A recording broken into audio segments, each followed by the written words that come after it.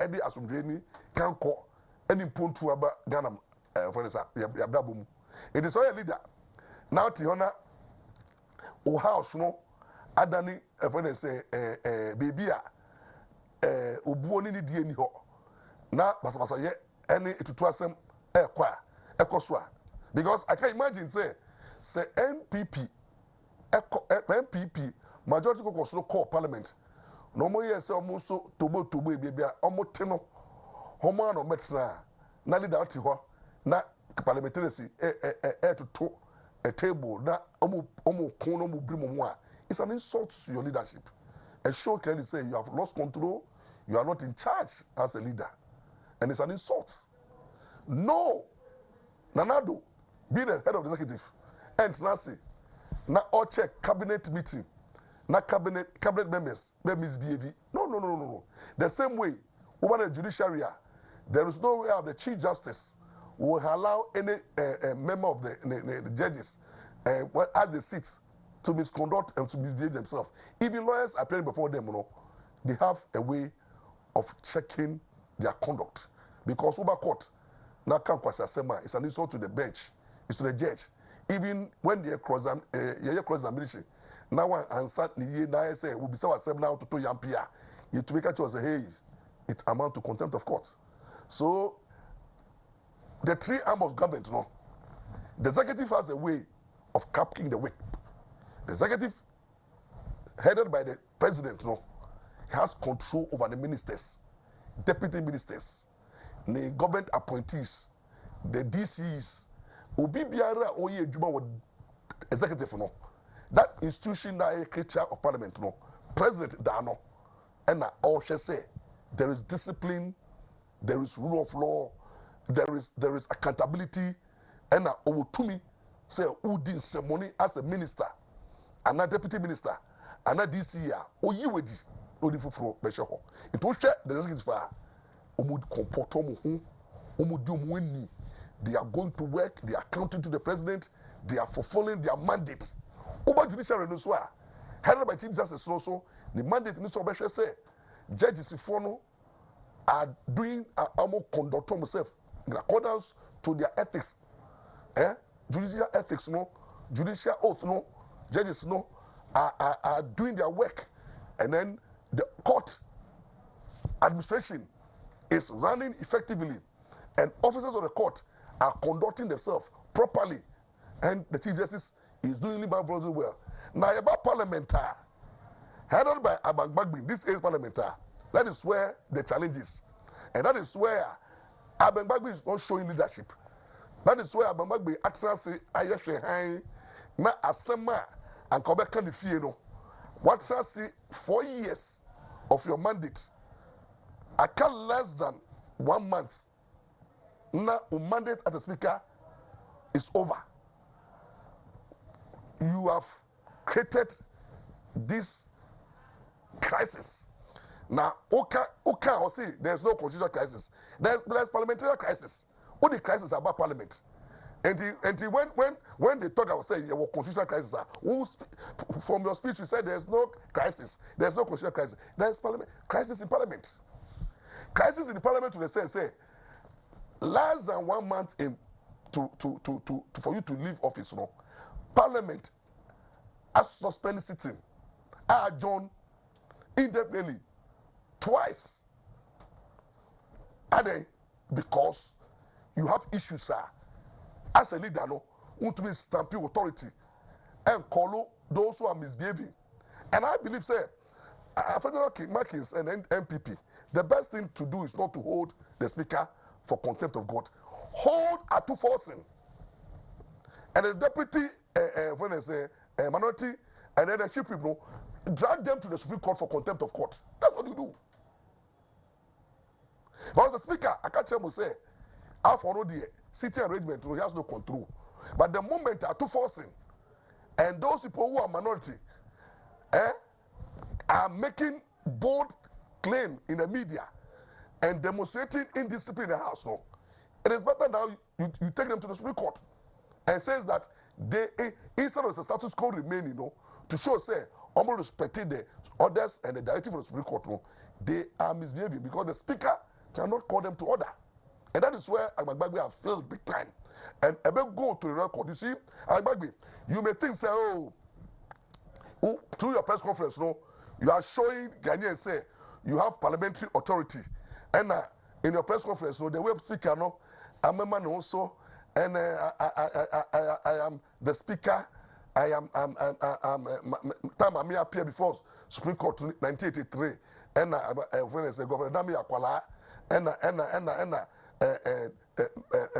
unfounded allegation that speaker ain't to be proven very highly contemptuous.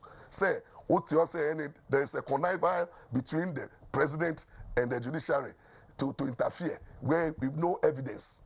Speaker Bienano, a whole lawyer, a speaker occupying the honorable house, opening mouth, said there is connivance between the president and the judiciary.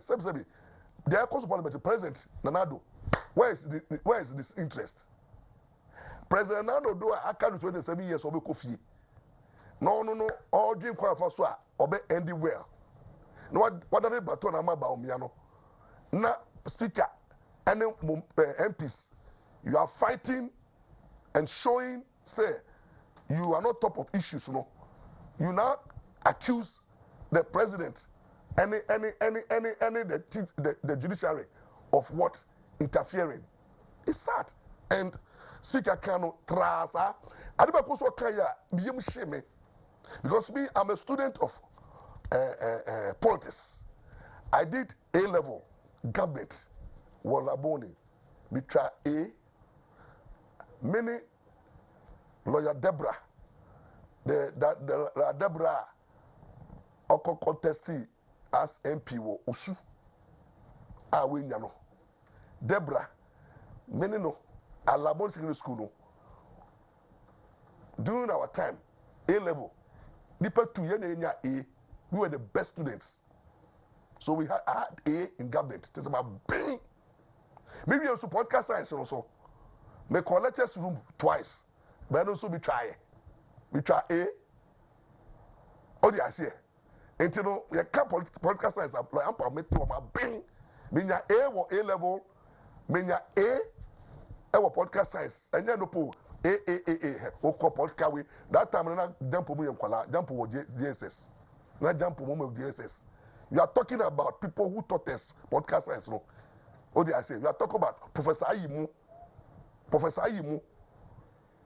Insia, Michael Kwemu.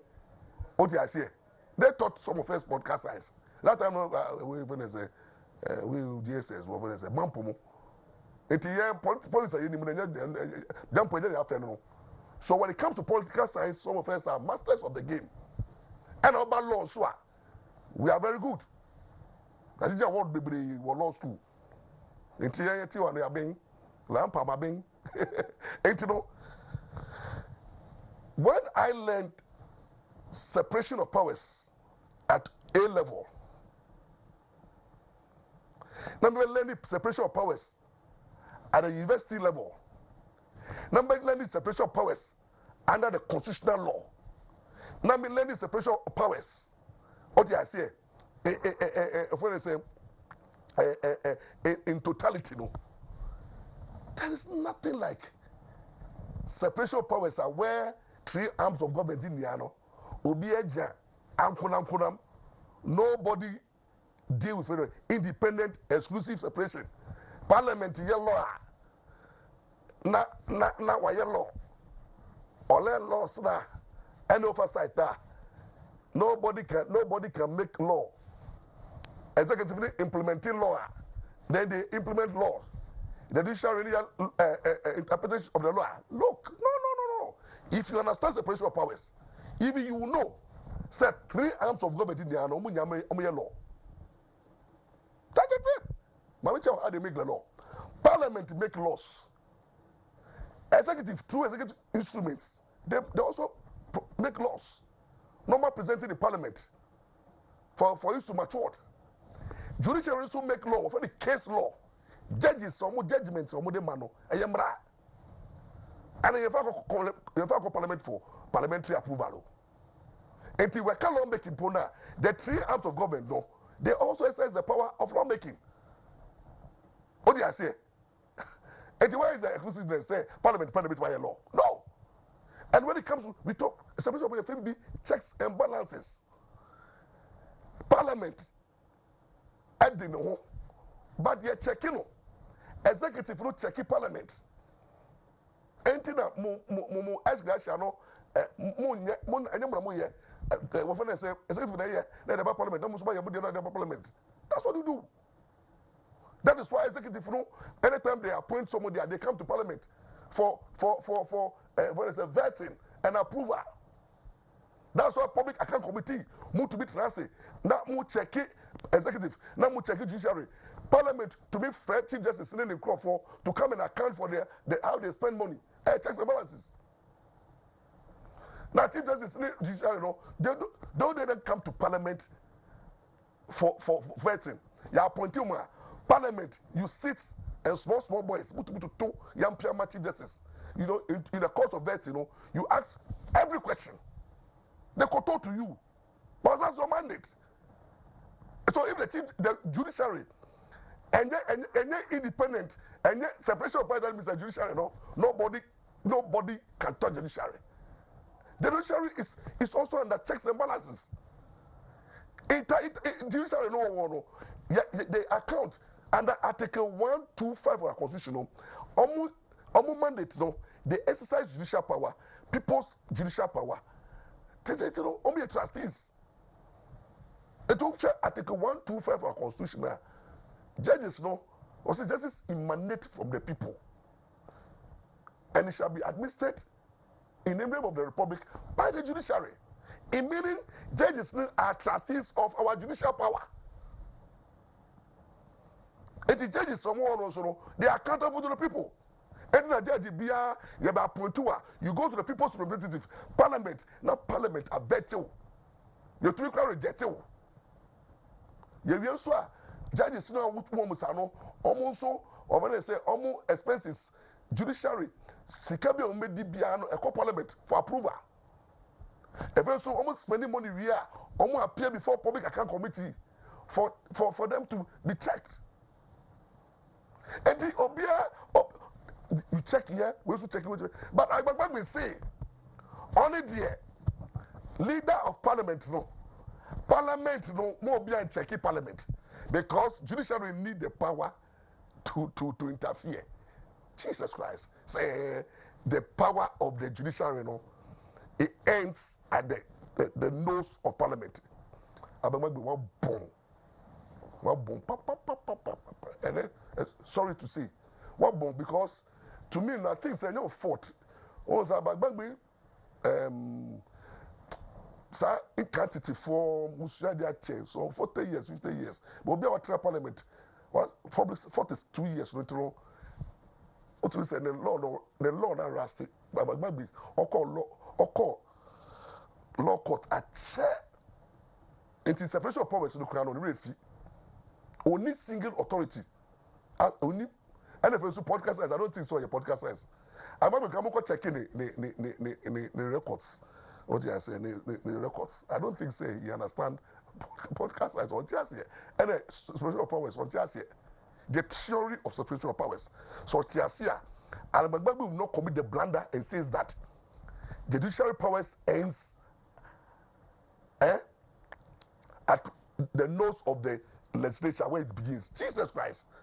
You see, is he talking about negligence? And now talk about, look, everybody's rights. Look, there is no right, parliamentary rights. Every right is regulated. I told you I become of, but for a second, my ordinance. Oh, me become of, you understand? When I speak English, I can break down some of these jargons, but in country, I'm a struggle. Listen to me. Obibiara tumia ukra is under the control. Until the framers of the constitution here they say, "Yan person obibe God on itself." Until that omo here constitutional, omo free parliament, supreme parliament, sovereign parliament, almost say the parliament. More a creature of the constitution. More rights and duties and more limitations. More limitations they be my man educated boyfriend say abangbagbe. Mo friend Mmra na me educated kra. More limitations on parliament they say I say mo authority is limited. Na mo name ho say constitution na stop them from declaring Ghana a one-party state. And as parliamentarians, no, you cannot declare Ghana a one-party state. Constitution can't. Two, as parliamentarians, no, what I say, more actions and inactions and everything is subject to judicial review. It's subject to the constitution. Constitution is limiting powers as parliamentarians. Constitution determine your do's and don'ts. They are waiting now to be here. At the parliament, you are not sovereign, you are not supreme. Most constitution I say. And then so under the principles of checks and balance, no, the judiciary can check you. The way I'm checking judiciary through appointments, through vetting, through auditing. And at times, you have what it takes to even to approve and remove judges. And about to say, you saki chief justice and now parliamentarians more role to play. And in the judiciary is not 100% independent. Judiciary no crano is subject to the control of the executive. Morefi say yet you memu and judiciary no interfered with the executive powers of J.J. Lawrence. And I'm going to J.J. Lawrence, J.J. Lawrence made you who you are. Jerry and Okofa revolution by Jerry is so powerful. Jerry was a coup or a coup maker or a coup. You can't be a WONTUMI power did to me. Our memu Jerry Lawrence Bondok. Now, Abrabo Jerry Lawrence no yeah. She does Zakawan. The one is Ampaw Kasa. You would that.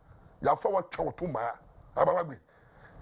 Now, the way the impunity, your level of impunity in this country, you can do it before Jerry Lawrence. I can cancel a floor to chow with this one now. The way your press conference, was for police for after Abba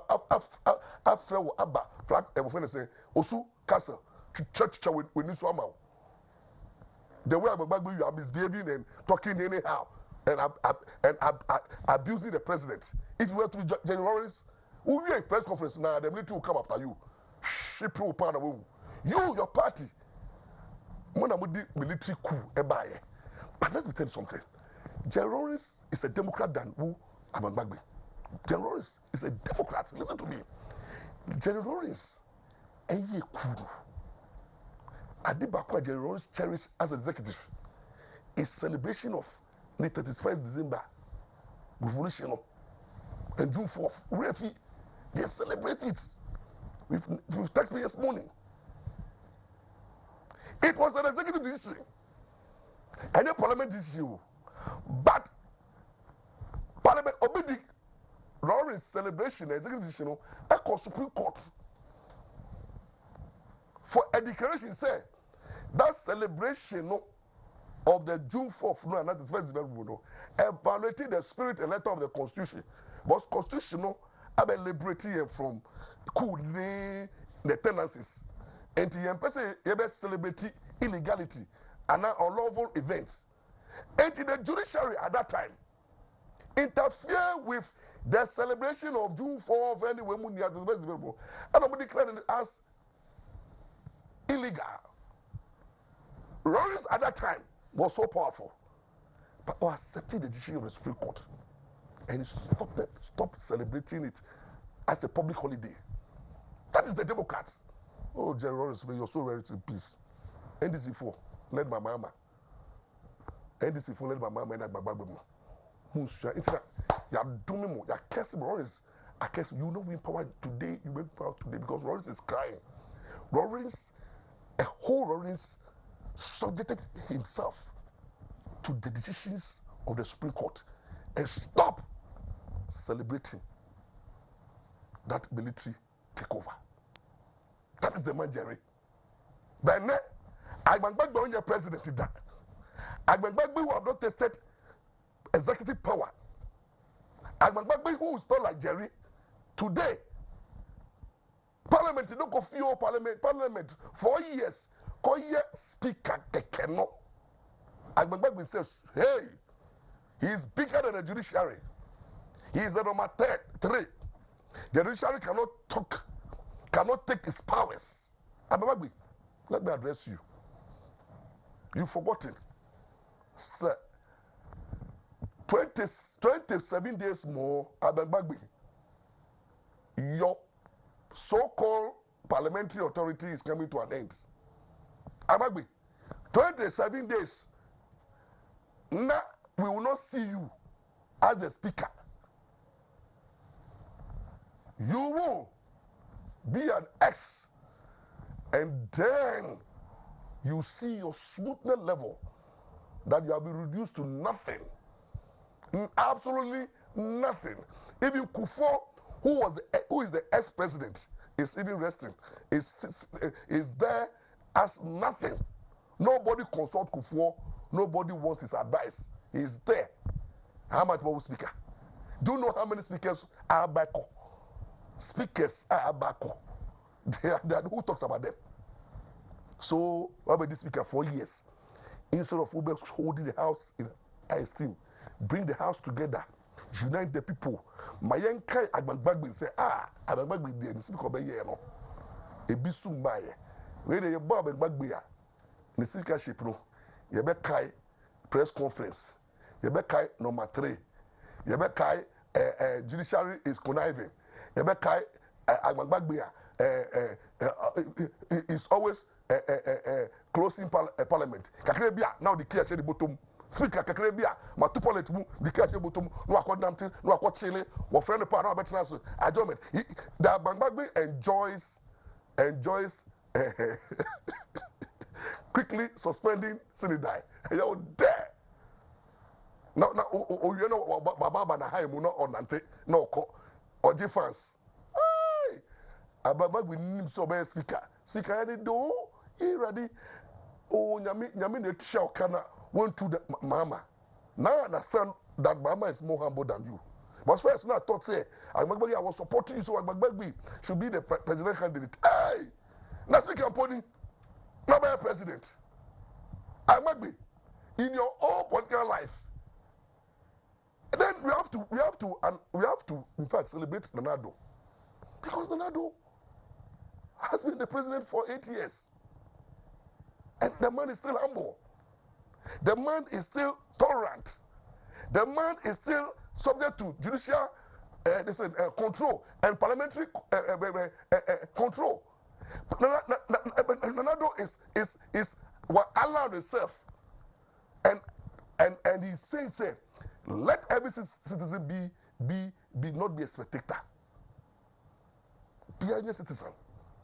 And today, you can see the freedom at which people are attacking the president, insulting the president. Now say Krapo de Oboho, and now Western region people say, "Oh my statute ka kra man." And Mmra say, "Hey, ono na wako ono ne ho."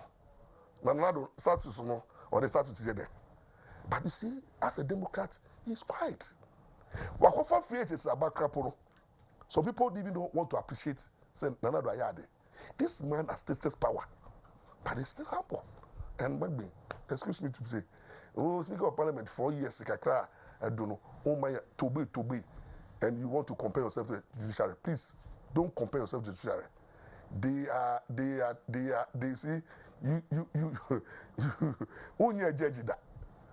To the sense that you want to compare yourself to Tokonu. However, don't compare yourself to Tokonu. But to be a chief justice, no. You know, it's not about a politicians appointed. Law Tokunu nim no unim half. Speaker, the law Tokunu nim no, and Tokunu achievement in the legal fraternity. The achievement, Justice Tokunu, and then the Supreme Court judges over there. If you go and look at their achievement, their decisions, and what they have done. Even most of the school judges are professors, and they have masters and PhD. What are you talking about? now agbe o say brabe this speaker kakra ube afle o ba no ba afle ya to kuta wona ko bumpu by 20 na unim o kra wa lucky o you rough no official speaker. So first, if will drag you to the Supreme Court, we will file suit against you. At the High Court, you'll be going to court. You say show what, and that's what you do. The day you leave office, no, not the following day, the service summons for contempt, for a sue for high crime, for you to start going to court. Then you go and see the judges you disrespected, and they put you at. You see your smoothness level. Please, Parliament, ya bremo 27 days na kano mesre ye tumwa President Ado who executive powers no Abrabo said there's no constitutional crisis. Please, the nation we cannot meet under emergency power no rule money judicial no rule most spend this can we say better as na accommodate public servants, they will pay bill no ya particular na who will make it work. And thank God, a new parliament is coming. And that parliament that is coming, we are foreseeing MPP in majority. And to be said, MPP 4, that mistakes now will be here na Agban Bagbi. Nipa two man now be speaker no. Mom some mistake in the I know say Baumia had the good luck here, and you are going to get majority come 2025 in Parliament. And with that majority, you work in the best interest of Ghana. And I believe it is going to happen in Jesus' name. And let me also tell you, before God and man, say the campaign now, Baumia inshallah, Nyamin Sawumu, breaking the 8, it is possible. I can foresee it's happening because Baumia is really campaigning. Currently, the man was talking about 43 constituencies. So. About 270 something constituencies. Baumia Ako 243. Mama, I only 58 per statistics. Mama call only 58 constituencies. And only no question one corner. No two yampia.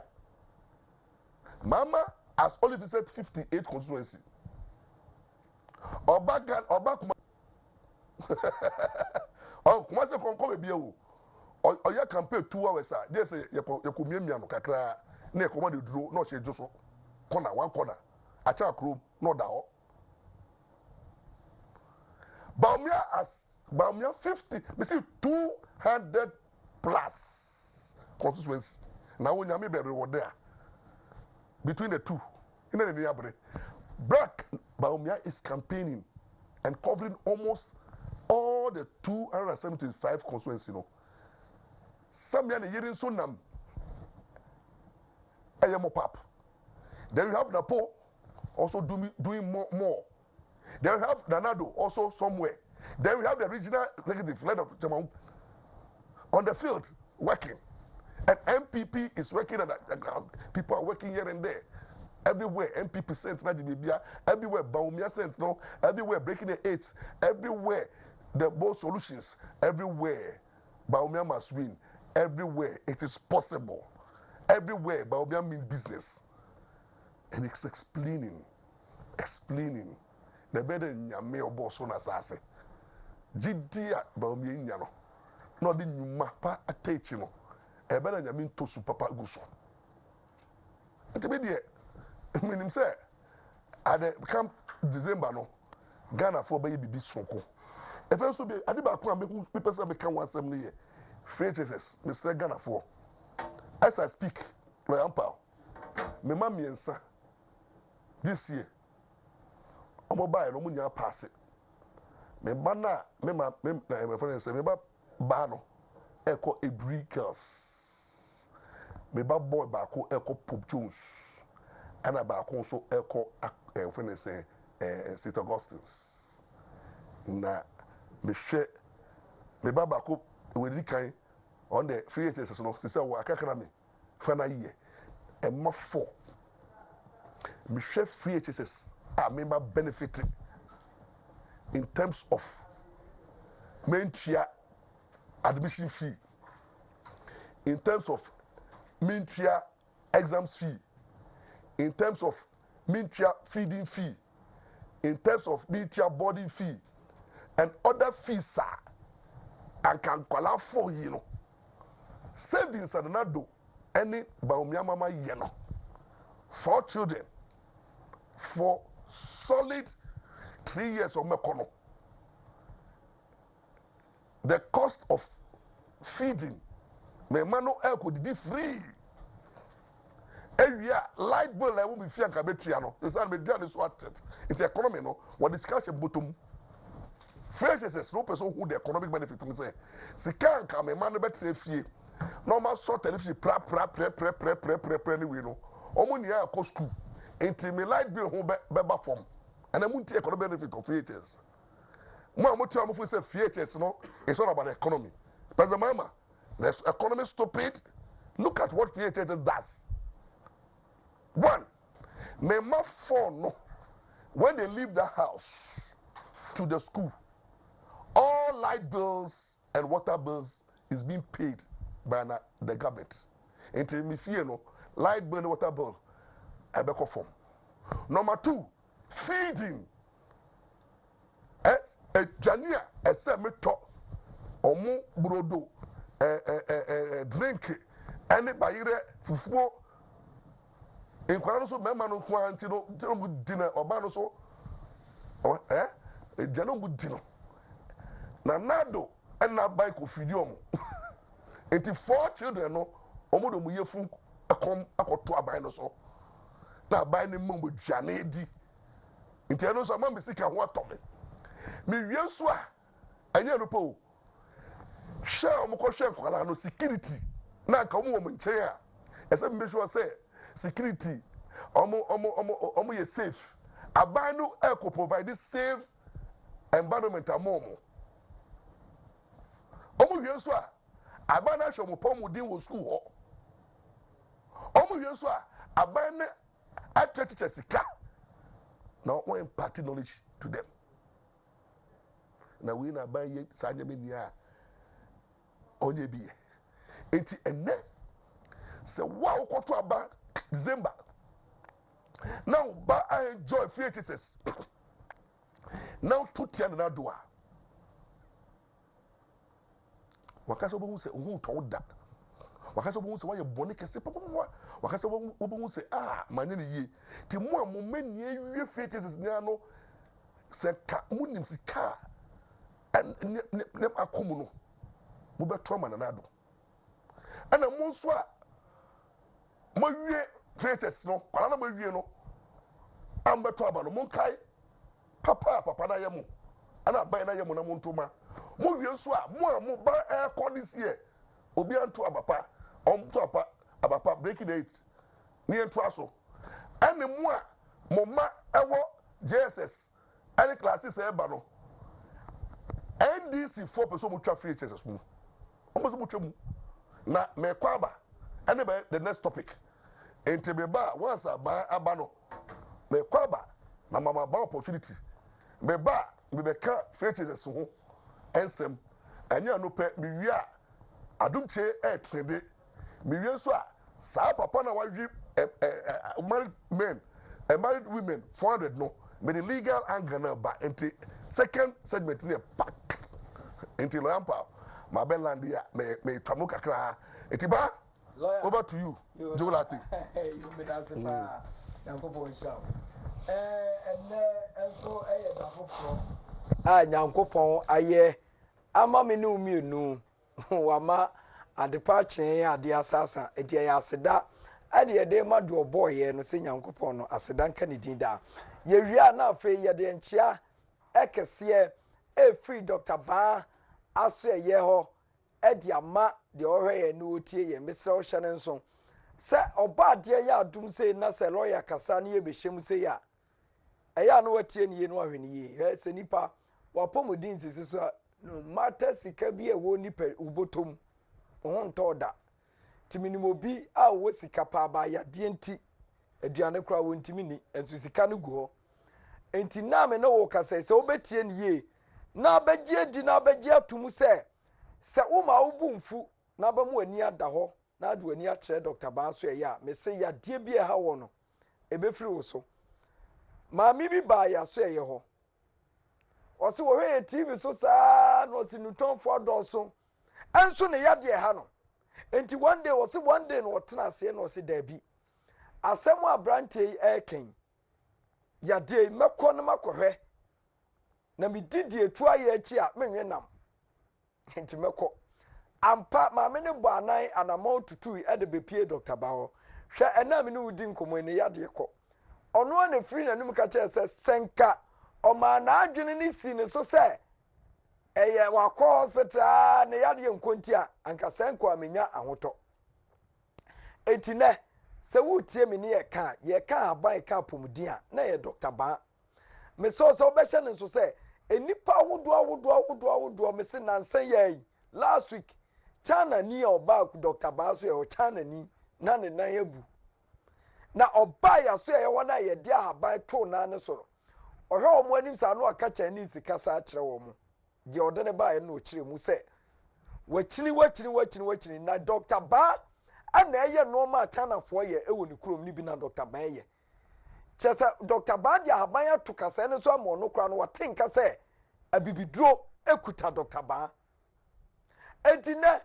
sa obehye ne so na abaje e number na wo yonko China ni o a woni ma hwe no ana wodi Dr. Ba ho adanse no na kasa wo kan ye de meka ne ha wa ana wasere enti na mintimi nka no na enso China ni ane na mu abu abaya so ye am ye de aban ato so am ono kra kasa we die na nka ye Chinese mamu ana nka obewu sa de we bi na enso Nyankopɔ adaroma wo behu bi Ghana de a na chese ne ho to no de a na chese o de China ne na ebedi adanse e wo Dr. Ba so ye wo enche obehu se ye de na pia na ono e ka China na me kire mu kire wo enti na Dr. Ba number ye didi djuma ewe yaso ye ho editu yade ase ama yade free nipa dasani mu no na eba no fa na free number ni sesi e hwe wona ye tititi a wudi siwa na wona ase atata ye tititi nyire ye yade ketewa bi wo Dr. Ba ho e yade ketewa bi wo ba ne ye cheki hu yade kro ne mu adura wona ase atatai wona ase dufu wona ase chese da bia na ananse ache wona nyina no na free wo so na ho ato enti ntrafie ma waba mu se ana me de mpabo ahye me kra na ewro kra mi hu eda ba wura wa hu a mpabo ade ba yira ma wonan asi wo no na da no wagye wani so maame papa minuaba yemfa yade ani agro nipadua no ehia se obehwe nipadua no ye anu nti na Dr. Ba se gi number no na fefu ani kire ho na oba de ahaban na wo bɔ modin adwira ni wonwuram ame bia beso fie ame yakotete de aba no yemfa besa yade na sebe wonan na ye otititi no wonan na wo hyempabo akora wuhunu wonan se adufu atatai a wodi nro bia akọ enso wonan na ntwetwe no oba Dr. Ba wa hwe ya na ye ni jesem keke je number no e 0244 988 004 0244 988 004 and you was 0244 08 3482 0244 08 3482 number way ana Dr. Ba edidi juma ewe yaso yewo hwe sa wo hwe Dr. Ba me no wo kasa ya Dr. Ba okumase atonsu agogo Aban hospital na wo kumase atonsu agono na chi ana Dr. Ba ewo ana nkran so ye was Spinters Road 18 junction ehon so ubehu Dr. Ba ewo ho ni ahwe oyade ama ho ato Entina amini wudi nkomo a wutie me de ya ne ye kan che wa ne se apomuden ayaresa ani ayarehwe e wo Dr. Ba aso eye entina se wo betie na wo behye ne nso na se wo de wani abeche Dr. Ba yan ya so eye ho a inshan cancer for urade se ade e frɛ ne yade ade e frɛ ne kwankro ade e mani pada sani ho kyere no abra ye yade a Dr. Ba be pam sa yade ni nyina afiri wo nipadua no so ama wo nso ho ato enti ene de me ka che wa ne se bra Dr. Ba so ye ho e wo Kumase atonso ago aba hospital na chi ene kura de wo Dr. Ba no se wusi agogo ha wubusa aba na chese obi aso nsa na odo ba Dr. Ba aso ye ho enti wo firi nkranso a nkranso ye was Spinters Road 18 junction awon so wo benwu Dr. Ba e wo ho enti mesrew entrasfie ema yade anokro abra Dr. Ba ho enti se ne obi ye China ni no atimi aba Dr. Ba ho so obetoa ne kasa se benya wa wo firi bi krom sakra wo no hayai ana won kasa ho aka wo di besa Dr. Ba ho ana wote Dr. Ba nka na wote ya nise ya dwumadie pa ye di no wo ya so ye ho pa a esombo ye kese eye nipadua udompe na okase yade abrofo kwenti bi hwe eti na okwa abrochi mamu a eye kotodwam yade nko na Ganafo ene abrofo no bebre aye omo obi na chikasa nko yade na obi ko broni krom no entrase ani ho wo betrase na oba fie nanso so wunya adaje se obeba Dr. Ba ho na wafra yen na yade wo udompe na okase ho no wabeje ho adura ma me papa wo hwe me wo yade ne be kontem ama wasum adwo enti nanu awukọ baabi a wukọje aduro a amwa wo no enkyere se aduro ni wiase eno na ya na mpesa wo hye ne nso efisa ma me se wotena ho se wukọtodwa ya wo ya wakọ na mo enkwa se wo bete ya wo no enti amwa ba mu baabi a wakọ na twa ni hwe baabi foforo ete se Dr. Ba ye bodin se ya na ehwe dompe ene kase enti wo ba na wukọtodwa wukọtodwa mienu ni nyina be kyekere nansa wo so yade ne ko na wo bose etu obi a wontimi nante ye ne kotodwo oba Dr. Ba na ne ho ato no wonso watika sa na ye wo ya wonso ntimi na oba ye beho ama ho ato e bia stroke yade ana te wo so ama na ye do akiri yade pa ne ko eden ma nkrofo bebre ne ye stroke enso Dr. Ba te ne te efise wo haban a odi be wurawura nipaduanim ama ntini bi emu asisie no Dr. Ba dia haban ne be pam sa tini na memu abie ama moja atimi adi afurisa na wo stroke na afiri wo so etu wo yade ye stroke a fabra Dr. Ba ho e kira no pa Dr. Ba na trase wo Kumase atonso ago na ode yade na bedan no na ohwe ama yade no ekọ na so onwo ato enti na me no wudi nkomoyi de me ka chawa ne se eye diabetes na wo so a sugar na de aba Dr. Ba ho eye ulcer ye kompa na de aba Dr. Ba ho eye namu yade na etete wo ye Dr. Ba eye yade awodo na wo nipadua no so a no aba Dr. Ba ho mesrew yade mena ni nyina ba wiye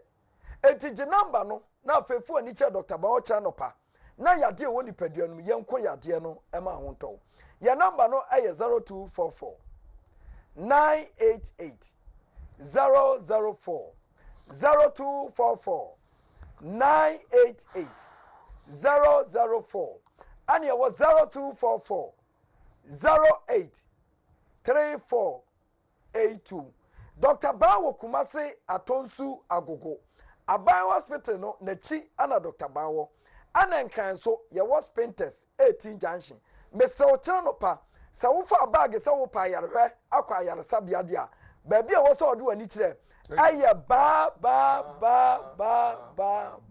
me da class na me shout wo ya de pa the way o church no Mr. Mo ochna pomani nche ba because the kind of dompe mu yare nkwa dia doc any size wo me mu na me shout o kwa me shout doc now okay fe dia mu mami time ni ho aka 27 days for like internal Ampaw many abre the entire many abre say Baumbia must win at all costs because minua policy bakwa na nado ni ba me de ba ya aboye ne koso boye na echiri ma ebo mu eboye ne e free access the way sika ananado ene aban ene ba omia ehwiegu free access mu na aboye ma na yafo emma na ye dia yetumi kobi na nkola ikọ a omo de good resource e ba no minia sa adi NDC for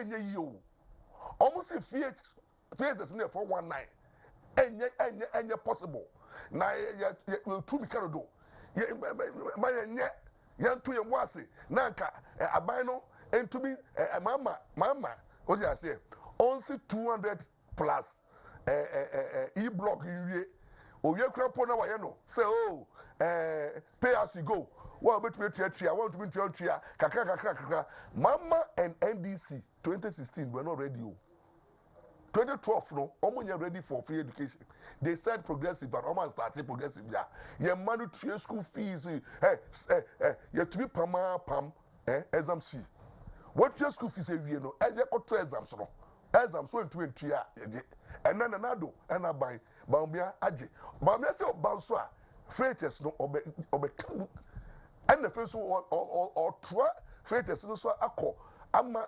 farmers any frafo obi biara we kokko farmers any obi farmer bia wo ba be ko university free umpe we ada na ope na nado na ban aye we amaya say all freightes beneficiaries nya mumenya yento yenka che na nane ba omi ase mo ne yo nyame hwamo ene chimba no so eba no me se me mana eba na ka bi o he to ase omo so be person mo enjoy me pesa ya no mbeba no betwum because aseduketia you be a me mfa de numa asem eni agro hwe upe politician a okasa invent it nefe so ono onto sebe nefe so asem obeka no ya asem a ya dwen wo kokwemu asem obeka no ya asem a NDC for trans ya kaza we dia yebetuma ye wetumi enye no aseduketia kasa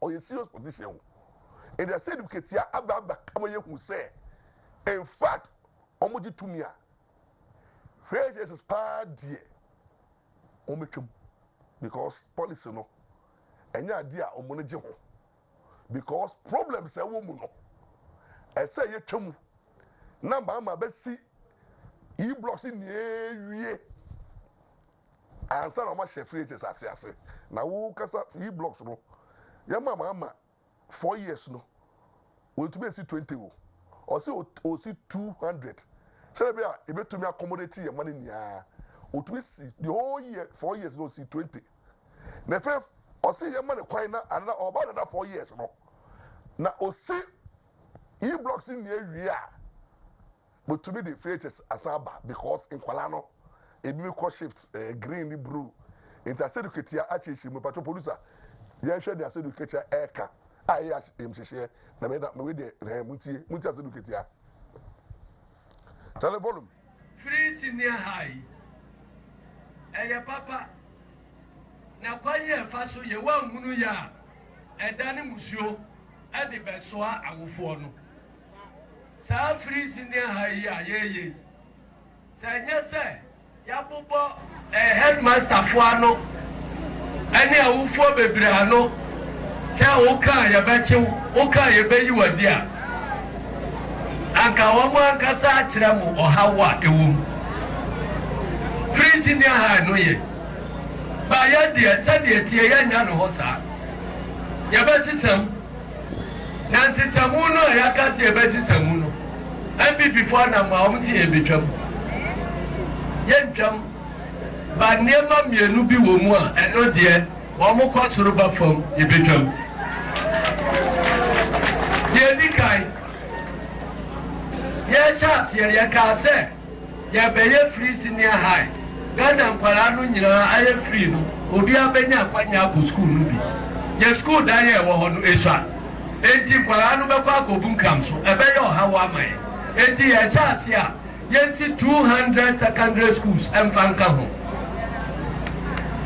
yɛhyɛ so sisi bebree yɛde ɔha ɛne aduasa ɛma contract yɛfiri akonnwa so na emu bɛyɛ sɛ aduonu mu kɔ aduosia ne awie emu aduoso na aduru mpɛmpɛnsoɔ bi a aka kakra bi ne awie ɛna aduoso no a aka no yɛagyegye nsaase ɛyɛ ho nkrataa sɛ ɛno nso yɛhyɛ aseɛ aban deɛ anka wɔagyae n'adwuma na woba a woyɛ dɛn wotoa so ɛfiri sɛ ɔman mu no nyinaa sika ɛne ɛde akɔhyɛ no modeɛ mote ayɛ yie modeɛ no yɛtumi wieɛ ɛbɛbua no ansa ne yɛkɔ nananom wɔn mo baayɛ a yɛtu wɔn mo fo sɛ monwie sukuu adan wei ansa na moapue ade no mu sɛ obiara nkɔnyɛ saa wɔn mo nyinaa kɔ a yɛnya baabi ntena wɔn mo ntie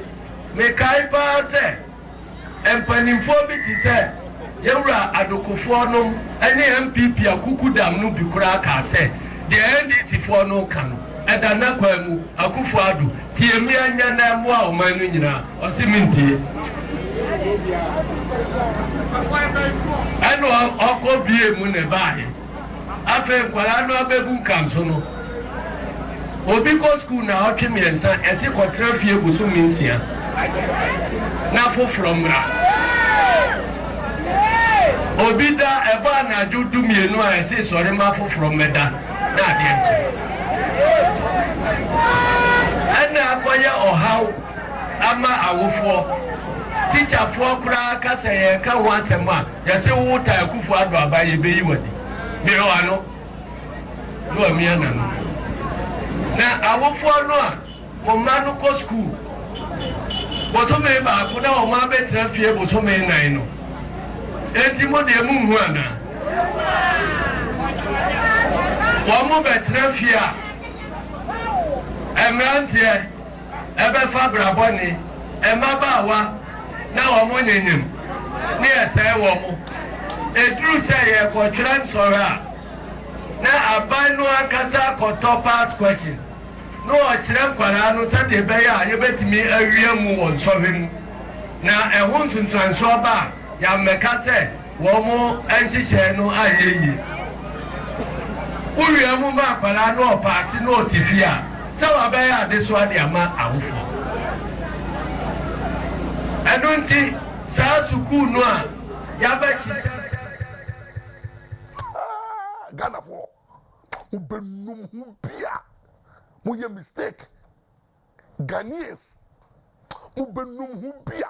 You see, I said you can start complaining phrases no omu lady foundation say problems for multi our problems no and some cancer enti problem ba kwa ne say nkwa na dos do na nkwa dos no na say na do twɛn na nkwa no omu si 200 schools ni ewie enti ebeteki 4 years 8 years na do sit school ni wi ansa na what certificates enti mo a and then more benefiting for FSS for 8 years. And then more, I will for Mumako school for 8 years. No, I said you take a patch and say, Sa school now Mumako no, and then the council. Most Mumano Quano Kusiashi. Now they tell me from my crown so say, a quano, teachers no, I born to the say, a top pass questions. You usually need a more.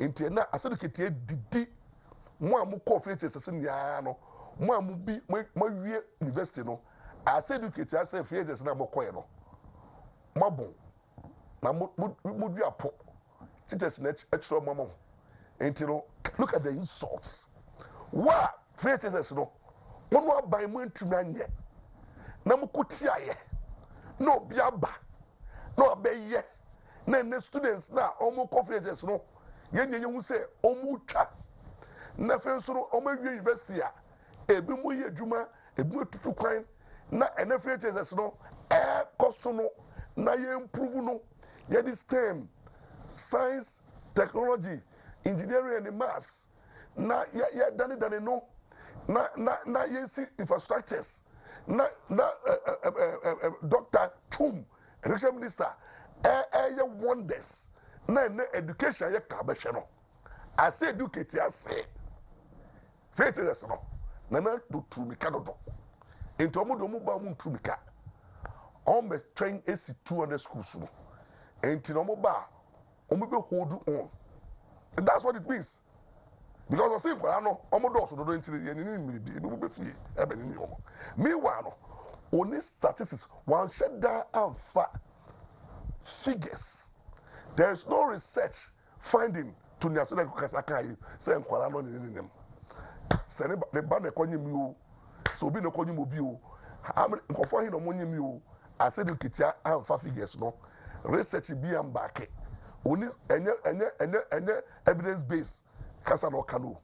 Obi nso a make allegation a actually say face no mo amukọ face ni no mo yakonfo. Mo engage in lawful. Mo exam so kra na kase twum say evidence graduates no. I said you kitia didi matam. Ama sese am ahwe na mo kwa abuchiri akọ ifeda mo exam sa.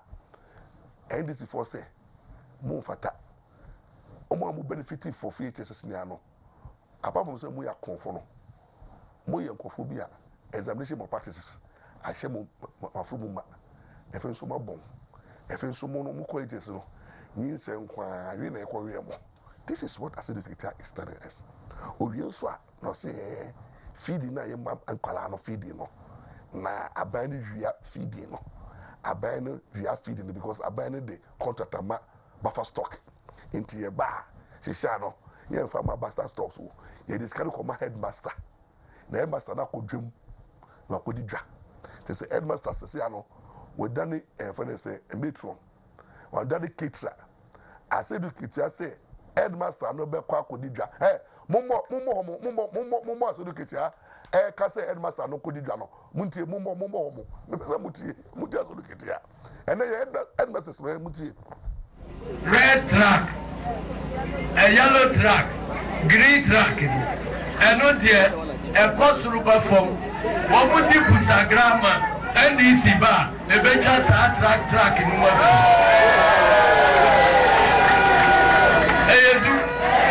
Now, why you ever should come, dear? Your secondary school, so I near Sassian. You're really a Columbia Benya school, Nubiaco. Yenya makwaya ni amakwai ya kwa school mwa ni atra hobo so me miensa ansa ni amakwaya mankwala na bafi enti ano de ye betwa track ni de to so mienu a ye betwa nanano MPP for ka say ye ade bia free a e wo ho chobo ene nti ho eno nti na ho ka say ye free ene free senior high aduane a wo mudi no wo school mu ho ebra ye ti akonwa so no ye budget a ye yi headmaster bia sika edi koma wo mu wo school ho one ne beza ene reso edidi dwa eto nuane ema enkwara no die ene MPP ba ya chobo nti body okro makura ya say headmaster ya manin to body e woni krum ho ya fa body nu nyina ma contract na nipa ba ko to body supply school so e wo gan na nyina e bia wo ti ahwede wa mu ha ya say usuku body abedrum cry fa ka befa na fa bre school ho na be no ama nkwala nu jene e wo ho contract afo awon e wo ho contract afo Abro, I want contractor. Emo, I want contractor. And no tiba bia school to no one. Headmaster for one more. Woman near Konya say, be. Somebody. Say, no, your headmaster, as pastors, not than the caterers. Any, in Gofua. Headmaster Johnny Jumana on them, Jum, no tongue, no to Jenny. No ato chene no ato brodier no ato beans ti headmaster no ono don chopochobo wo discuss udi feeding fee e ko ma headmaster no wakodom akodi dwa odi ase na feeding na ye feeding kwala no na rather no buffer stock award contractor man for omu di nyama ne ba ye wi a yaka cho se bejo nyama no edmaster ninja ne supervisory role no ene juma o ye as edmaster no nam dwom enkoto you see clearly no a show say NDC any different so and also bibia ye free bia no enye bibia ne ne je ho because bibia ye free bia no kata share problem it is a mad no obi atua and obi enye bi ni now if this is the mindset of the chairman of the party or control mama manifesto now my trust who say free churches no boka no do enya dia mbetumi enye bi edi because NDC amaye hu say omono ba no mposo bo ba no enye impuntuo ene Ghana kanko nti mo baye omo ma se omo be maye mano enya free education esewie abenya bebe presi rather no omo buy say omo by say omo be there omo ye no contribution no chop government say one mwa ama mama bampa wa enam na ye kokum na ye bete no ye cha wunye bi entiro nyama na ye bete no e ba ne say de ko ye free enti producer oh ha obetuma boss a video no a e kire say this is what mama any na buy person mo ye play that video when we win the way we go man so in terms of appointment so we are not going to change anything our people will also benefit but kilo go work make babu go chop thank you thank you very much in your bar now because I'm saying and you can go abaso I will juma wo ye and let me say that me na me apostle for no contribution, no chop. I know Mr. President say that me na me apostle for no contribution, no chop. I know Mr. President this our office no amame say me na metnase na mahwe. What we have done NDC is that when we are in power we think about Ghana too much and forget about ourselves. So when we are in power, we think about Ghana too much and forget about ourselves. So, apostle for no contribution, no chop. I know Mr. President this our office no amame say me na metnase na mahwe. What we have done NDC is that when we are in power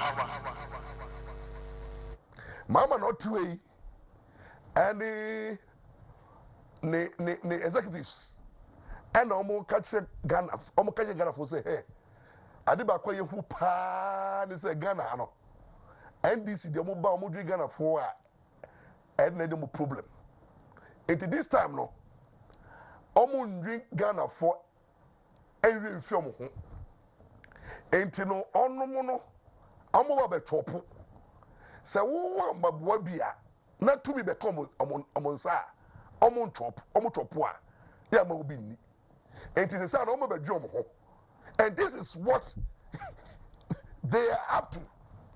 It is a new party what opposition now comedy na che who party why are desperate for power who party omo for leader ono ba for only 4 term for years on baby no utbu say omo no ma dwene say ade no koma ade ache 8 years stamp aso Mmra na fedie yembe chopo na omadwom ho na mo memu ana say educator can say ade kura na yen win power no position no omo che dada na omo che nso no omo che na ade ntokwa eba nto omo to mo boase na omo kokum aboa no na omo kwa aboa no wi a na ehu se de be che no enti Ghana fo masum na musumomo mena mete ha mote ha na NDC apo do mutimu no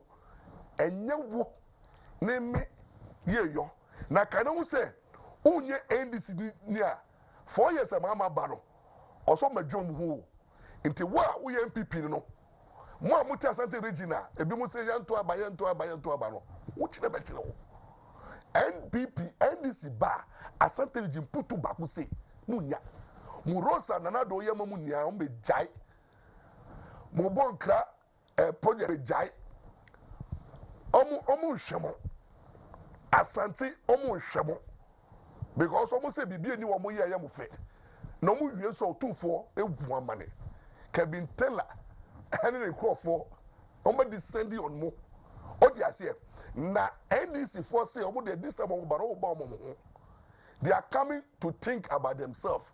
They are coming to also fill their pocket. Omo ba abe fill omo pocket. Omo ba be yom hu ye. Enye gan na ye nti no mo ba ye. Nyam na me kan yo. Ofo so pofo. Ana na mama ti ho. Na we ye a poor mo body that. Na omo ba na omo be say convince omo call rounds no. Omo convince omo delegate ni say hey. Ye ba e be ye drink na ho food. Gana food den say oju mo bibire o. Enti na say do take catch and say sa free HSS no.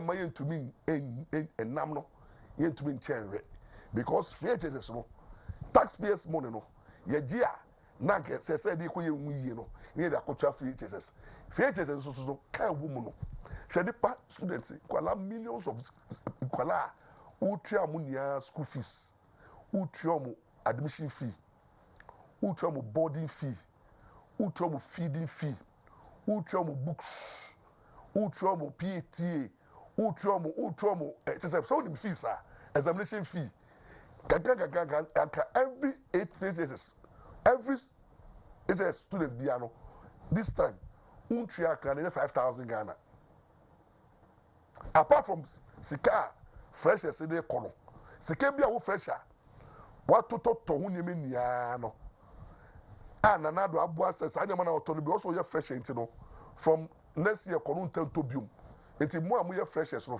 school bia ukọ new admission oboka ure mu pa enu ano enti freshers na ka musika na ka enne mo to niama anma mo made akono ka mo wie so aka mo kotua admission fee ehwie etua boarding fee feeding fee electricity fee books dining hall and maintenance fee any PTA any fees different Edmas are transfer na bonity pa na mutua anka size fees in ya no mo coffee it is mo coffee is no but da ba de ko me hu Ghana ni say ye bibi sa mama for te wa mo on fa ma dwen ko on fu say e normal but enye normal o aban we aye bia mamu mo kai no na you say da be hu nim say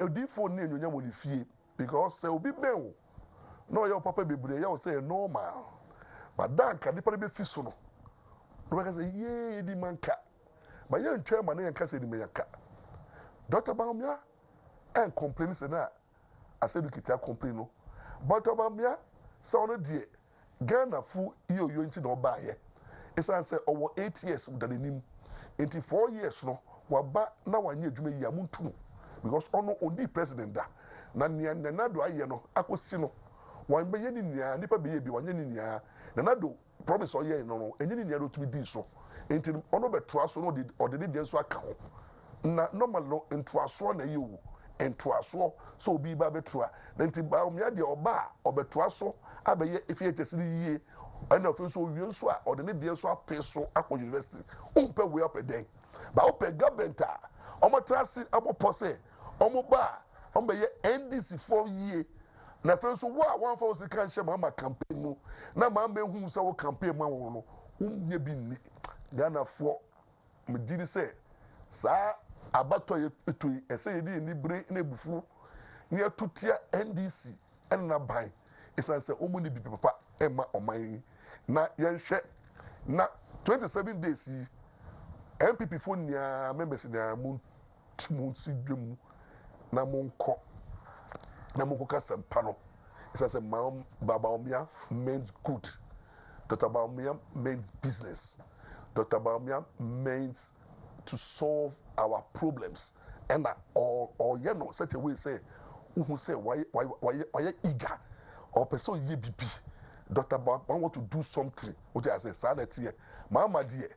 What I say, Nibi bia why na ne refi aka 4 years bi no kofa when I say obi a owo 8 years anka ko so obedi na 4 years no ne model bo so edintro Ghana for nipa 1 million to tia no because of doing so because of for they say jida any chrono official one na obi so a abrofo no hu say onye credible because government official one no e da so won ne fan so US into no for they say papa we on fan no papa na we know sa papa no no nonsense so the way we need ono ye MPP nipa na oye elephant no and Donald Trump omo wo record say mama ye government official one pity phone so wo enti they can't trust mama enti mokoto abama obi a abrofo nim so ye corrupt na o katashare pro ye woni mu a ye mwa Ghana wo okomde be dim no wo me mu no enti mu hwe na mo nto abapa ne se obeto ma oban a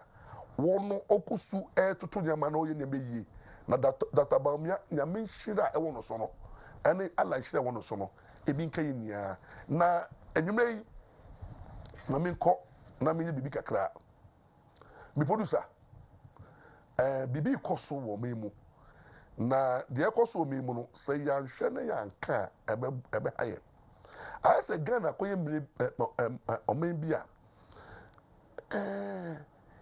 MPP are buying Nanado. I think say Muya ye mistake be. So mistake na Muya ne say. I say me jaja mo ho ana omen no etu trusem kwa na ekoso. I say Mmra anye dwuma mo ememu. Obia sorry a na kan kwasiasem efun atemidie basabasa entro din say ehunhua I say blackmailing and I share omemu ma misinformation lies na ya kukuru na democracy ogo kan say freedom of speech and o che na dwen and a police force menia ye wo memu Mmra say Mmra ye dwuma aba ni say no me adani baby a obi so camera si ni nim a no did you be atem na ohun nkofo na there am be say security agencies no the cyber crime unit no don't you see the impunity ni criminal offences am for committee say obi did you be atem a crime e Ghana obi can sama e cause fear and panic odi throw fake news a crime don't you see it na that party ko atia na human rights for so-called human rights for media we know GJ for they themselves they are confused organization now about out and a human right press freedom media the fact say you freedom say you better again the fact say you freedom say bibi higher ebe kano and the last say utu ha na what botum po say obefo obi na wa say no obefo obi no ehurewura no obefo fi na wa control atema obi say cat smart o share cat smart records na kasa ni nua ba ko bi a on the radio station say cat smart dan we see any secure onye ni nua no onya true blackmailing and yen say ni pa yen din tro cat smart and am tro so gandam ejuma pabo na ojiji man for offense or blackmail man for no ojiji ka sa ne me nia man enne cat smart nya no tam na ne dan cat smart to me e police soldier for omo guide no na sa smart we ya de pa and na so say we be hard how so Abrabo na obo no trene kwan so no di no kware na enye we a enye cat smart too your media houses be bre ha they are scared because omo agenda they say Nsem amanfo ni ntete amanfo fawos so he didn't throw na ebin na ekoso then ekoso pacho producer But abrantie bi a was sorry na papa penimu Stephen Adumchi already that temperature but I take na person me express me view na me magana from the legal implication of what abrantie na ye no but mama the legal implication me dem ye no ani ti be chere madwen o dia say me chere madwen Ampaw pedi bone krasini ya wapampam apati sa adri to sa monkey ane na yika ya no opambo kan wo so anim sa chimpanzee anim aboa siampani odwan the whole Christian Council. Christian Council. The whole Christian Council. Mo abrantia sofwachi. Nyenye fi onyo blanu sofo se. Ombe didi matam anto me yere ho. Neba eba dwe nga isa. Philadelphia na abetro se nkwanse asema. Mo sofo peni no, mo sofo maame no, tiediye. Omo dini tru ma bu ni tru mu nyina. Ono cycle na na nyere. This nonsense must stop. Once and for all. Yes. Me will be able to me. Never. What some men call for the second movie or be able to mention nobody. My system media when I say, "What Ben Pama can ask you, gentlemen who say we need to now." Wakasa de we are Messia on one tree, if we are secret from Messia Philadelphia, and so much matale Panama, you have a packet cow. I'm up in Post Mamma Masum Prof of Mina make catch them. Me and some yo. Obiazu to me, Mina make catch them. Quasia for Unga can't some missing in a room. More penny no me what job for some in a room 10,000.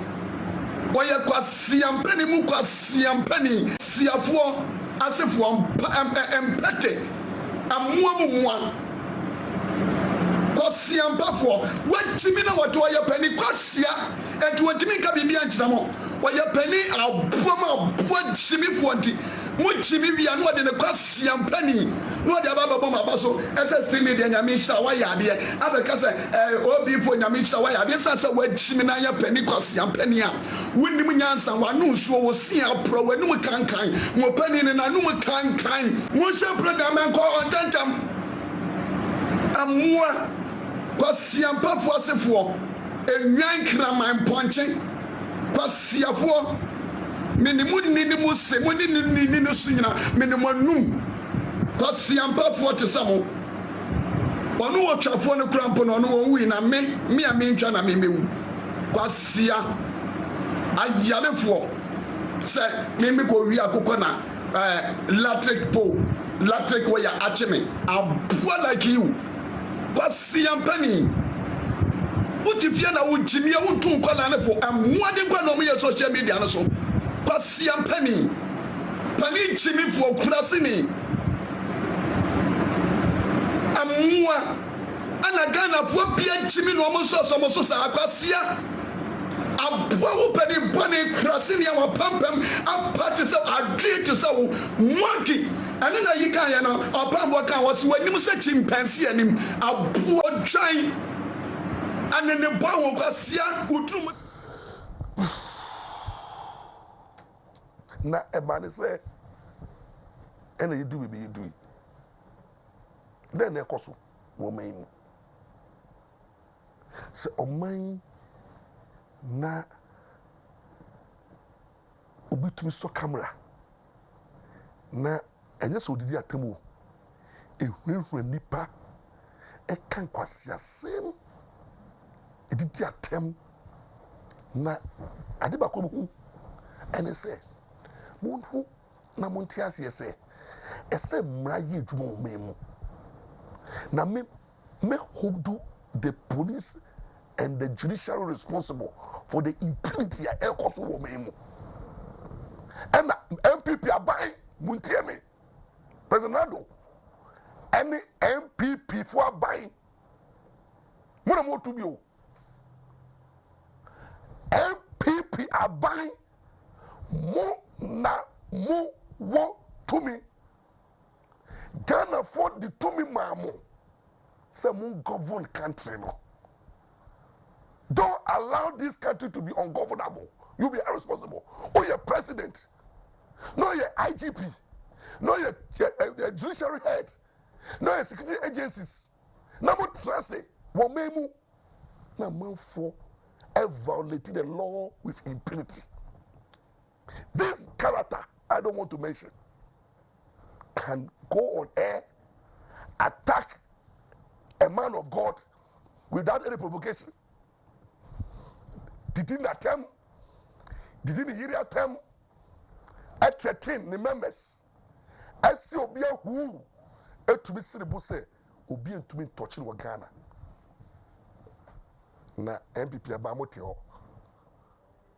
Governor Name case we Attorney General fa hu rem case we dampare mu fa mu rem court judge bi otra case we mu no mu didn't tempt because some of us when the entrances to twasemi enkoso MPP sha moti ho ye yedi atemidie ene hwehwe agi to be fi musemu I don't say dia your sophobia wa bre wana Abrabo o ye gane ni pure ofisi akwa ne mami ya chimney obenana do krom anoye ewe efokojo abtrasi abrene wasi atwenya mianim etukwa ko Nigeria akobobra na waba na wanfa pumbu amba wanfa bibi amba se or the movement any nyamesoma all liberty amanfo na all kind of quality amanfo na all empower the members. I don't say muntie MPP they tell me see MPP muntie me MPP sympathizer and I love MPP but omiane bam etama muntumi nya muntie muntumi nya hwe han am irresponsible people la obi NDC for NDD adum che dia atem na mo ye hwe han you pay dearly for that. The government of the day will pay dearly for that because you see I don't care buy no people like Captain Smart responded but my friend say as President Mama as sponsor the currently no only first person attack Adumche Captain Smart wakoji gandam every Mama ho a NDC fu adwuma ene ono si opese Mama ba power no only first person attack Adumche edidi papa na tem say papa na kodi kede match factory what the matches edidi na tem edidi na pump mu only papa kunya for more than 3 months Captain Smart opa bosu be so mu papa enim say chimpanzee opa bosu ye na we say oye na President Mama prophet ochina ombe hia okubase Opambo did at Stephen Atumche, Dia, Atamsa, so ye chimpanzee.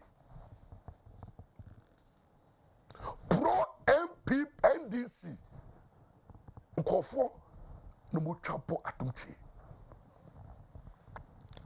Papa ne boni ben, ne wiye so na Christian council for, who say me a council, so me a Christian, confused council, council confused. Na epobofo ene omo di omo ye azambo no kise cancer for ebo mo ban na Stephen Adumchi our back one or the empowerment economic empowerment papa ba you know obeti movement at second chance say say oyo mayo Adumchi currently from research am ko ye no ekura almost about 2 million members nationwide. I'm yet to see Asoria ekra 2 million. And then the Pentecost will moon those branches, but I'm talking about somebody who has about 2 million people who votes. I don't say members in Nyankwalao. They are citizens of the Republic of Ghana. Papay, ma follow no. One. Ordinyam sumpa. Abrabo papa chre. Enibie. Kanko. Asumdwe Nsem enenam. Nini ya papa ye ya dia edi pumpum ba omemu. Economically, or empower a yafo to make money. Or preach hope. And then it does so. Or mama for a drum if you kwasomu. Papa and your party so. Or the church but say, hey, we are the mini part to move politics. NDC, MPP, CPP, Omunia corner sorry. And you see Obia ya the back. The men ya Obia got to that dream according to that dream. But party did the attempt. I know Mumu did the attempt moment to Momo. But pay a neutral. Despite the members on Kosher Party BHE on Gesi Obia Sana Yanu be yano. And then your pastors be woman you name a different be woman Omo bomb pie said MPP Luzu. Omo tat of finance and ex-president Mamechi. But this man is actually the corner. Omo fani who ra amanyo same way. O corner sorry ni petit true and a corner sorry. In your four corner sorry. Papi Bonibe na waye. Nene na we did that time. And na we are so the fit. Ochina na kwasasem nia ye kache no. Na Ebenezer opan boma sorry. Na Katismat sorry. Na kese kanse fo be mesidi bi omoye NDC for kancha kramoni I don't want to mention them. They are all feeling uncomfortable with Adumchi. Na sebi. Papa no ye nyame nipa. Na mo pese mo no kwa. Mo fa no ku humu e. Mo na mo si be ye wo ho no si be ye ni ho. No si be ye wo eni ho mo fa be ye ni be ye no. Spiritually na mo ne ku na WONTUMI no. Papa no ye mu boni bia na fe de mo da ba honemu. Na honemu ekono yenkono humu. Obi didi obi atem the way a black yi didi obi ata a criminal offense so under the Criminal Offences Act. Other Sabai Act no. A Sabai crime. Who did obi attempt to a offensive conduct under the Criminal Offences Act. Who will be so a crime, second degree felony. Threatening. Na mi chia Philadelphia ni bia ma bu no kunu na uyo ba abai na oti ho na Stevie Adum che dia eye citizen etia tax Ghana for o citizens maw na oyo obi boni ya na ya attacking the government must arise. The government must arise and come to the defense of Imra. The security agencies must descend on people who are already papa that time. The judiciary must act. Na moja is for motiti ho. Na case say ba munima na adjournment. Na be jaomo. Enti do mo didi matam no. You see, we a judge. You don't cap the rape. Who a judge? Now some fool weba wenim Now when case in tentem ni en jelly sa nkrofo na enti na can start with matem no now why are the judges being insulted? Because Captain Smart said the case is bebre or court obiti say Pebu the way Pebu is insulting the chief justice, you know, say yeah, I took that time I started for contempt. Mama Yarigamo, Sam George, the kind of insult and impunity. Then we have, if you don't do anything about it, then we have anarchy. See, they don't change any politician. Who did the politician at them? Fine. But this man, some of us will defend him. And we are going to rise. I'm going to call on the government of the day that I support. President Nado, Baomia, Chama WONTUMI, and the Mwamuye MPP for no. Mun sorry na mumbo adum che umbai. Na koye se mu ye hwe na NDC fo di boni egumu so. NDC fo di na edidi papa na tem no na motiti ho. Omo wi enso mo chomwa kwa papa na sorry say omo per second chance. Captain Smart or NDC near on over pana or TV and on TV and defending mama. This Captain Smart a DD product upon war and or mama campaign spiritual director or see papa him say Panzi. Look, some of us we are going to declare ourselves as friends of Adumchi, friends of Philadelphia, friends of second chance. Na yebe kukuta point dinde. Na baby edu na Adumchi bia. Yebe declare war.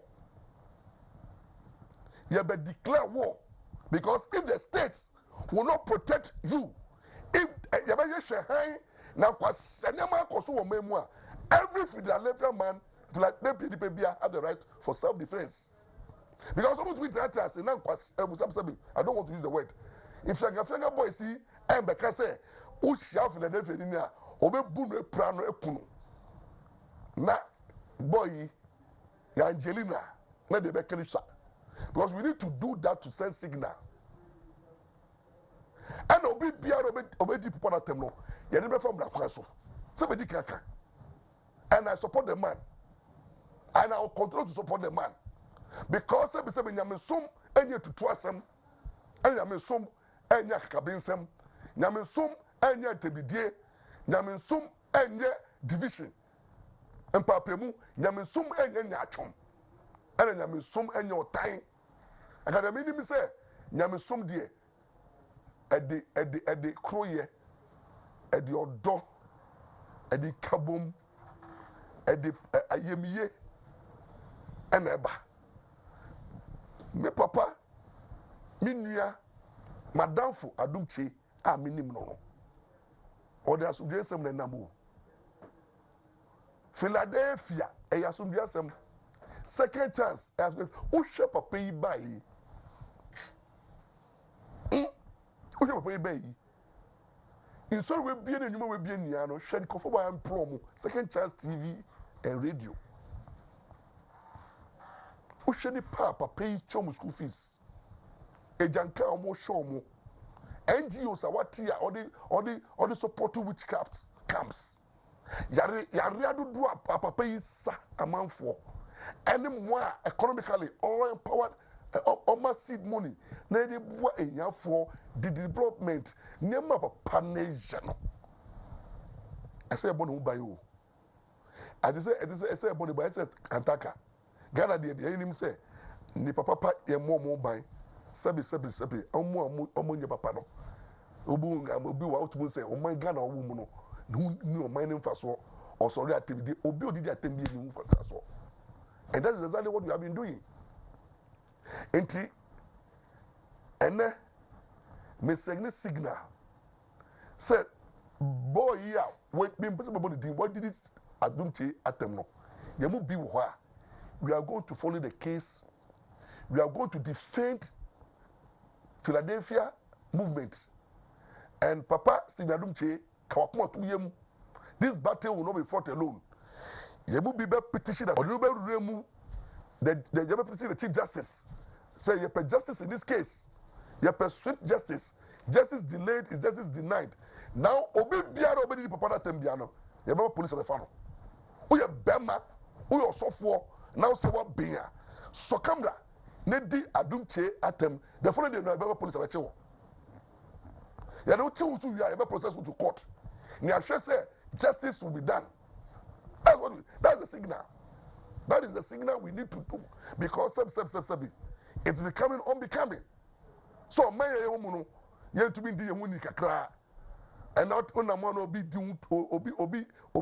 Saudi, obi di togu so, obi tete, obi threaten, obi cancel phone, all in the name of freedom of religion, freedom of human rights, and a freedom of speech, and a democracy, and a rule of law. This nonsense, this impunity, this evil practices must stop. Because Ghana, maybe you do know, and say yes, so some question, so maybe you do know, and say your man is so camera, your man TM crasham, your man by this time no almost develop critical thinking minds. Your man no engaging in digitization. Your man no engaging in solving problems. Your man no engaging say and when I say minya when I say amagacha be na ka yemai be brain no government yet a beer ya bono ma we build traditional schools herbal schools are nimpia okra no na ye training a lot of herbalists for say you train na omko university anka JSS somo na SS no enye obi na beto atwa SS ye ma no bebere wa mo tie u kaso onko school no ko ye pure medicine to me here but traditional medicine there e dey fa titie mu a say you want the pan for and you will be an technical university onko ebi mo ye pom practical amagache mo binya almost say within seconds na ya say na say azawo when they have we sponsor national youth employment agency any some youth programs no youth in health na you most of these young ones they will go to the villages and stay there and become doctors in the traditional areas. That's the medical bill so. And we are not encouraging our youth. But I say, lawyer. But lawyer, me know your dream because na anka humbe here say ibenya herbal nursing training in Ghana. Serious. Because herbal nursing training no enke be boa enipa nimde no ho ye kan haban ma yen nim dia haban ni betumi aye ene nim se haban we de yade we ebetu ase we ebetu ase anka sa nim de ni nyina no ye betre e ma da chikra ne se ye ni ho a e kire ma no wo manya nim de ni nti wo so betumi ayusu na afi wo ba na won to aso no wo manya sa nim de de be bo man Ghana se de ye wo nursing training wa ha a nurses for no wie school a gi se ye twen se ye be posti wo mo anase binu be fi woni e posti wo no saa na saa wo mo nka mbegi saa nimdie we fi enchen no anka owie school na tin time herbal clinic ahodo egu Ghana ha enye easy because so men kwampo mi o workers almost be 30 Jesus Christ men kwa nurses for amafa wo nkwa no omo ye be 30 ansa na wo ma me no mo ye duro no ekọ be almost be nipa be 70 entine sanka aban no tumi support a and I also have a for a croma almost be 4 million plus.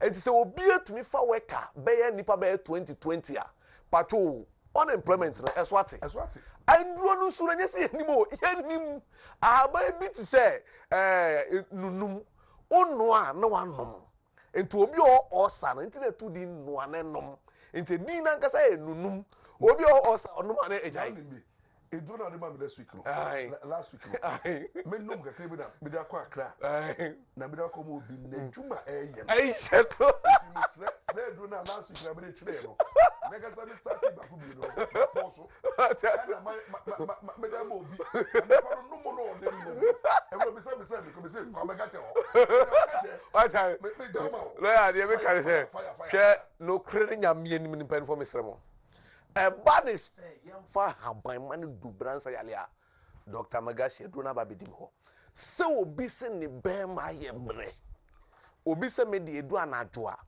me ne me yire wradam ne etu pruma na ne yema hye no evi se edwuma e wo se wo ye wodam wontumi nye fana manema nipa nombra Kumasi hayo mazi makru Accra ye Kaswa prison junction omo takrade ya pawan kejebri government school mo amuwo bogoso takwa bogoso ye power line techima techima hensa opani eduro na ye kana bedi o minnuanom asofo mesremo say ye kind Bible no Matthew chapter 23 the verse 25 was ye momodin si ye be hohoro ye ni pedue ni mu kane ansan ya kire se atare we na wo she be fataw makeups ahodro ni wig ahodro ni pa hye ye mani pantu yare mfi body ni mu ansan enye sa na ye nya atwomfo because diabetes ti obi mojam se nipa kuna be address kama by frase ma yehu se nipa we den hoden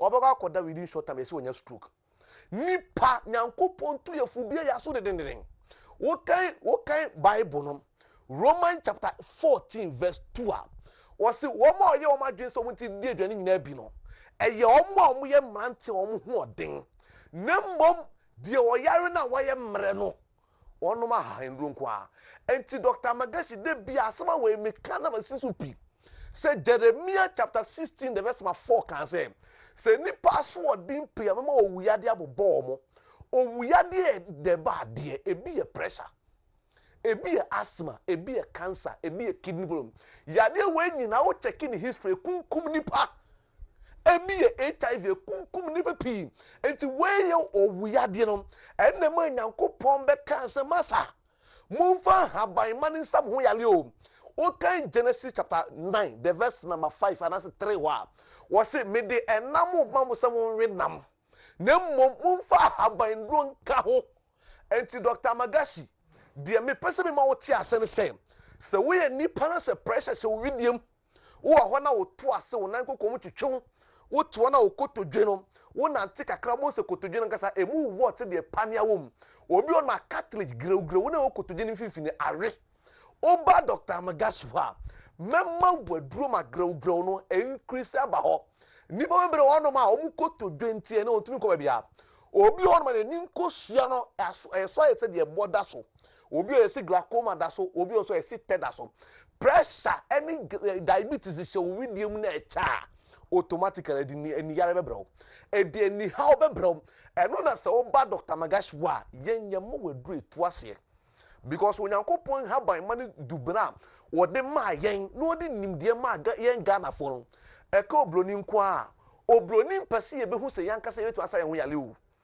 de bia na kan yemfa yetinto omo nko aso yemfa omo nye nyame yehu se omo wo ho ane wo ho omo ni ho aye ni ho sa na obroni aye na adwen de bia na nka wodidi ya ho ye japade nyina wo fa kono na the end of the day nduro ni apomoden so a ye wo ha no ya san de adwen ye nim de nyina atom so media makao school na ye kodi nyina no ya wo hwe Ghana ha kronim no doctors fo nyina obi no ye duro obi no ye obroni aye na omo hu sua ho nimde ene ye be prescribe ma o enti ye kan de ye nkasa ye nya ye ne ye duro Dr. Magashi se obema be ye duma anase obi nya diabetes anase obi menses mba obi nya infection ene infection di nipa ho ye o yare bi won ko e fe ne herpes nipa bi ko ni because of all infection na dwini say white ene white herpes bit me act to say obi a wo all infection obetuma no modro the end of the day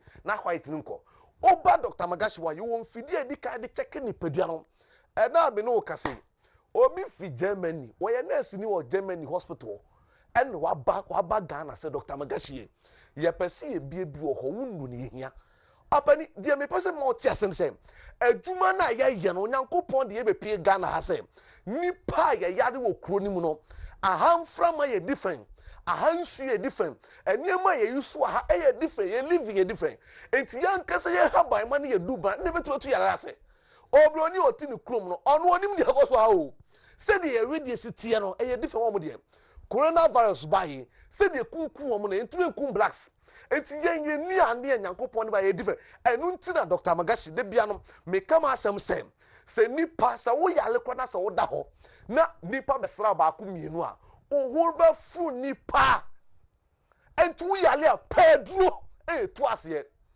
Dr. Magashi me say wo de wo kɔ hospital hɔ a me nkola na mo yɛ dwuma hɔ ne me doctors for no obi no ne bebe so because edienta o kan Genesis chapter 43 the verse number 11 na onyankopɔn say omagya Israel nyankopɔn say sa asɛm te sa de a momfa asase su nipa achinchinru kakra krobo kakra na momfa pepre ne haban man fa nka ho fa nya druma de ne ba ma wu we nyina ni Bible ma na ani tresem nim opani ade na da ho no Ezekiel 23 the verse number 20 no Ezekiel 23 the verse number 20 oka asem we say obi a ne ba me so na obeba ne yira kan ne ex ne be se fun ponko bema mo amoni tua social media ba ye se obi abrantie bi ne emma be 40 nkofo yire na ada no sa nkofo ni nyina nso ye omo a wom wo bi omo nsem go bi omo nya hiafo e die na be ma omo be gya omo ho ama obi nipa ba ko pera sa de camera si omo so say ye twa wo ade omo be ma nya adwuma bebre be ma wu akesefo emema mpanifo mo atena se nsuonyunu ehye fridge mu ice water mo anonum nsuonyunu ma nipa bia Ghana ubehu obi obeye sika bia na ne fo etoche abra metumi dia haban ma aye drama ne wafu na atwen mo de ne sada mo be ma honde akodi mafu de Ghana ni bia nya sika bo hu ne fo etoche de ba de jai nsuonyunu nom ice water ne jai nom eduane adwo jai di mutra se mo bema no wunya nwui na obema dikawu de bade obi ono ma na duro be den onu maduro no arsa no nsuonyunu ice water ade ewu ne de se fridge mu etu wuyem ne ma na ewu ne ade nsuonyunu guso obi ono agise dia block dem de bade mo fuye kese so mo si hey Dr. Magashi memu wadu mo fu atwen ba me si gya nsuonyunu no efuro na asabi se obema honde abedu wafuru wo yo ba wo tu nyina akodi wafu a oba Dr. Magashi mo wadu mafu na twe mesi kumase ye maazi makru fa makru jom kwan ka se wo police house wo mo akra ye kaswa prison junction wo mo takra de ya pawan kedebrim takwa ye bogoso udu bogoso ka se wo pipeline mesi emma no we aso me ka o emma no oba bia no odidi fa na numa aka form de pato tie ne Nyankopɔn de bi oboye bia obonimienu boba no bobema obo so obo asase nyema nyina etutu enti obo se yendi a yedi enum wi a ka hefa etu wale oba to ho na sese bi o ma na soro de no odi na won fa fom de anka ho asemeto kwaku ma won transfer mo mema yen kitikiti ma won transfer mo bema ntwetwen ebi won ma afon atwe kosim wodun so ntentem wonya prostate enlargement prostate cancer wodun so sopi ni kidney no enya problem eto na mfie ne ya obi no bo sa junso na odunso kwan sa junso na se wanka ne ho na ya junso gu no opani me de metufuo me ntu sebre because o kan Deuteronomy 28 verse 30 a wo se omo mutisa na ombeje oba wale obi ne ombeda de ba de emma me koso tumi fo sami no so fo yi moma ye nyina nka asem wo nkyere mpanifo ne nkrofo e okro ni nipa ekire ma Ghana small boys na mo ba no me koso nka che mo se mo betime nya asumdie wa asase so enya asumdie o maware mu a eye mo bema na wo se di bom enti Dr. Magashi me se fa number ne bra oba na tinka atiko no one ni feelings no ni bema enna no onu na obroni fa ni clitoral disuse atrophy sebi ni ba na ade na bia so ketwa no baby omo jonso fa na tumi fon because of nothing can't call only feelings abla so Paul create to manful o ka kire wo mo e wo 1 Corinthians chapter 7 the verse 9 was me tu ekunafo ama ware am ni mema ni bia de da pe no me tu mo fo say he eyese mo be wale atense mo be da na mo ho ayira mo eye de benti de ni wom eti Dr. Magashi asema mpese kan say Nyankopon ma saade we hu kwan enya afi ne ye be kan asema ma wode ho Dr. Magasi me say yade na tu so yade na e pressure no one onunum ndro de cha kura ma obema fon obi kura yade bi o widie no yade bi etira ni mogem why na ka asem mogem yare ni aduro why na ka apani nyame di nimde na ma Dr. Magasi say aduro wei ebesa yade wei aduro wei ebesa yade wei ahaban wei esa wei o kan ho asem Exodus chapter 30 verse 25 was say dunum frafane du frafo nyansam so nyansam fitase ne nyamesuro enti eduru na mede ma ho no metrase bisa mo se me na me noma anke be den na ma me enti de be boa me na mede ma ho mala gbona mi anwo mi o hogbeto bila mereka maga brem la duemu enye nya gbona me mereka maga anwo vigigio mi amoyo to ka anwo ga duoma ne mi to anwo ga fufu nye to avito avuto make nyagbona mi achike ba no gbonyela anyela nyagbona mi jegagba ni afa kaso prison junction mi omoyo le duomo katakata ne le takura de jagba na va apawan kejibri ne le kuma se duomo jagba na va kuma se mazima akro mi kosu kache mi nuanom anwonafo ne se opani eduro na anwonafo tetefo ne yusu ye no omu wuye no obi no wode koye eduro ne daso wo ho aka nimdie no de obeyama mo enti Dr. Magasi amaba enti de me kani me de me kasa nyina e ba hwie no mesre mo small boys ni mo asofo na asabi mo nimdie wo fom no se obi eye nyame adwuma na se nipa no tumi bua afoforo